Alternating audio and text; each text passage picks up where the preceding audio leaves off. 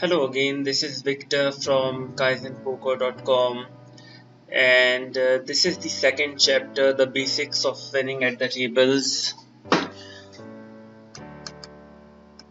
Okay, so let me brief you on the technicals that are needed to win at the cash game tables. The first point is representing. So think about it in this way: then you're playing a hand, then they're your opponents, and your opponents are going to be always thinking about what kind of a hand you hold. So you have to think that okay, I'm not playing a particular hand. You may see your hand, but to win the most money, you have to imagine that you know what the other person is thinking about your hand. If you are playing face up, you bet from early position, and the flop has an ace, a 7 and a deuce, and then you again bet the flop holding AK. Your opponent will easily able to gauge that okay, this person is having an ace. So to win the max money, you have to be tricky. Like sometimes when you don't hit and you bet and you imply that you're holding, a particular hand, and you get the other person to fold his strong hand, that's winning poker.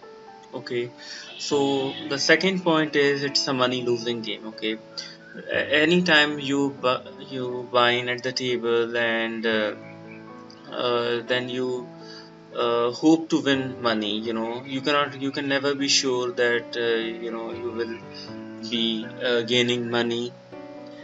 If you are an extremely good player, then of course you will have much more winning sessions, but you have to remember it is a money losing game and you have to prepare that way, and take profits whenever you can. This is for all new players and all break even players. Unless you are an extremely strong player, and that's a rare person, you have to take profits whenever you can, and you have to be basically be wary of having too much money on the table when everyone is playing tight.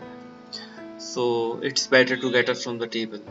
If you don't think there's any a couple of bad players, just get up from the table. Okay, so the next point is advantage of image.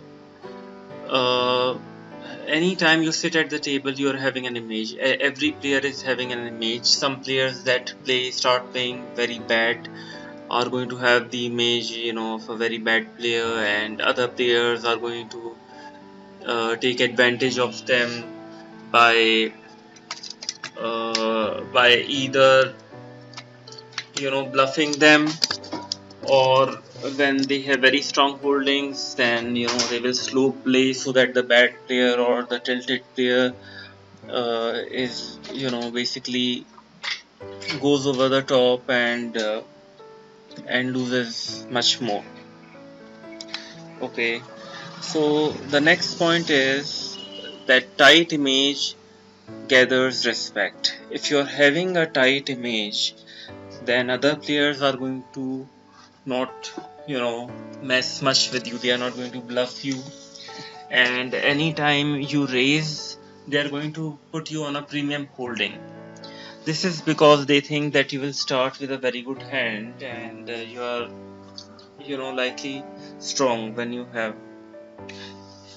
Okay, so the next is, you already know you have to play from position and control the pot size by not betting out of position. Then 3 bet versus a loose aggressive player with premium hand. Okay, so there's a loose aggressive player that has acted before you, and for example, he has made a small bet, or he has slimmed. So such a kind of player you can 3-bet, so that you isolate him and you will be playing with him, and other players are not going to get in the hand, and that increases your equity. Then you have to remember that you cannot always win every hand, every session you can't win. Then with one pair, two pair hands, which are very easy, you know, to not be good at showdown, you have to build very small pots. If you have a pair of kings, don't bet every street.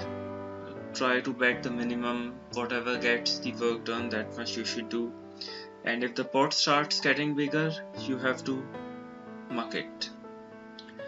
Okay, so folding is better than calling. Okay, so anytime you have an option between folding your hand and calling, folding is always best. And I rightly believe that players on average do not fold as much as they should, and if they fold much more, then they are going to save themselves from bad spots, and they are going to be much more profitable in the long run. Okay, play lines that mean something. Now this means that say you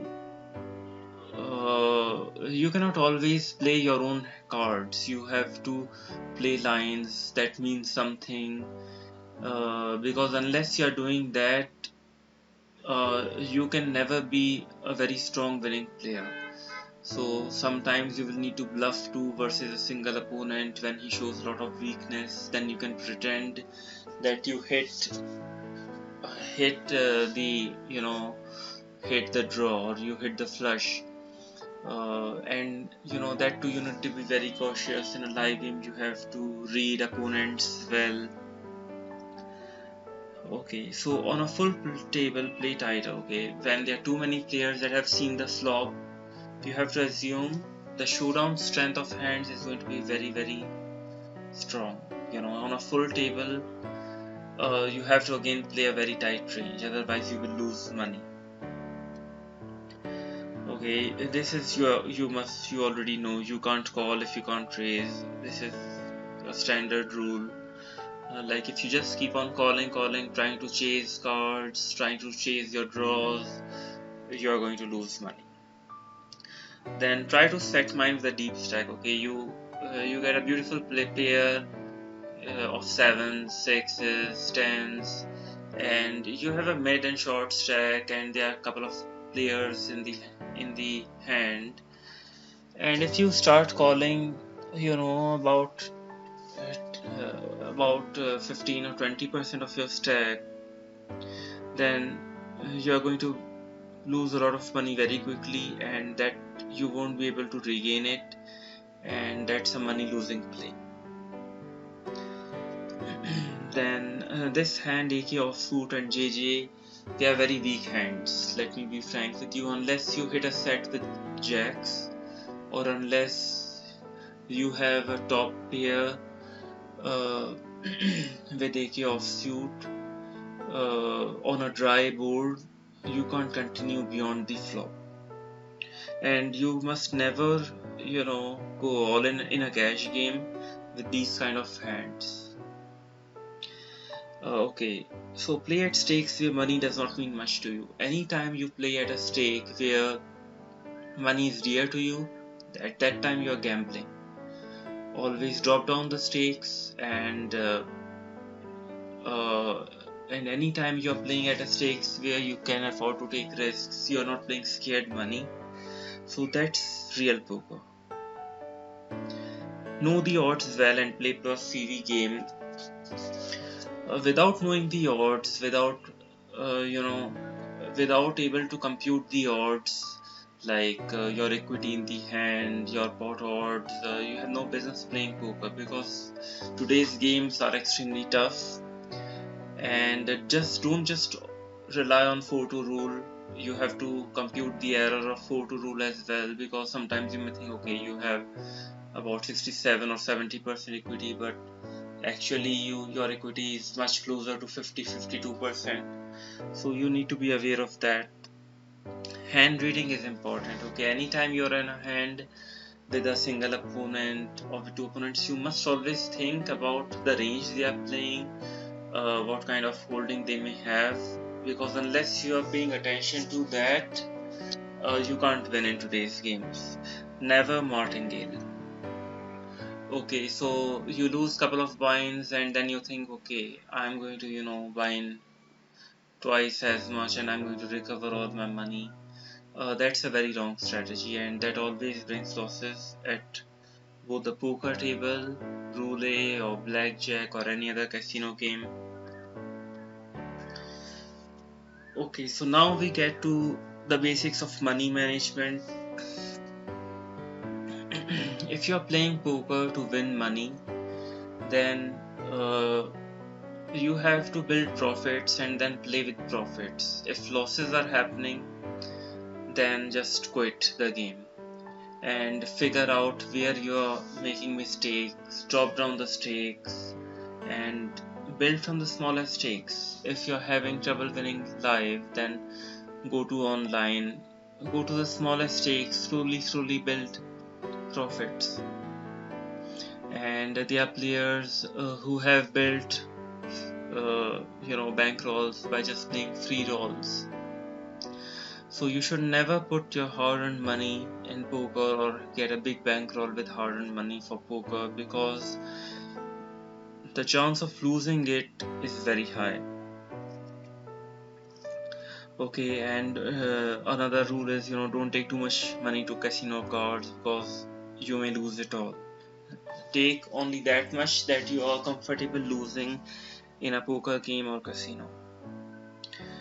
Okay, so the next point is I have seen a lot of players follow this strategy. Okay, they get one buy-in of say $200 or $400, and when they double it, they quit.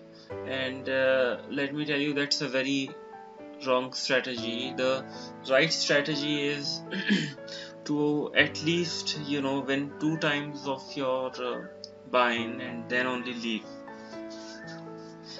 And you should maintain a journal and put down all the losses or profits, and with lessons learned, emotional state, and health, fitness at the time of playing, or any other problems you had. For example, you got too tired and the session became too long, you have to put that. And then you need to factor in your emotional state, like do you tilt, and what happens when you tilt, and why do you tilt, do you gamble with too much money, or so that you need to factor in. Okay, now finally we come to the life management basics. It's always best to have a secondary outdoor activity, like you play some game or go to gym, or you do swimming.